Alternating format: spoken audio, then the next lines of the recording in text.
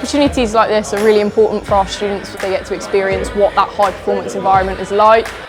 So it's brilliant that they can come here and work with athletes such as the Saints players today.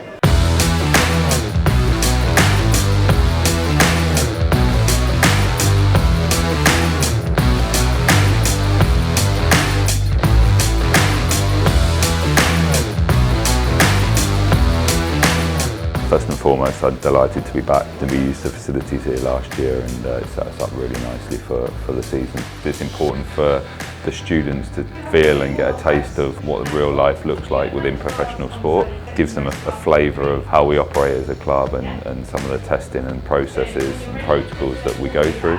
This experience has helped me in my future career with being able to kind of see the professionalism and the day-to-day experiences, how the players communicate with the coaching staff, how the staff communicate with the players, just to be able to see all the insights that we're getting, all the key metrics and data that's used for the season, also just being proud to represent the university in a professional way.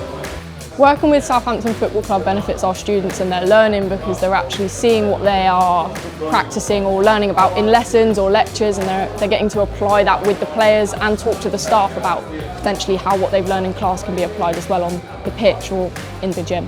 What I've learnt today the most is how the staff use their data to prepare the team for the season and tailor their individual plans and what they need to do to make sure that players, as soon as that season starts, they're at their fittest and they're ready to perform at the highest level. I think it's so important that we continue to develop and grow the relationship. The great facilities they've got here have been really helpful again in kind of setting us up.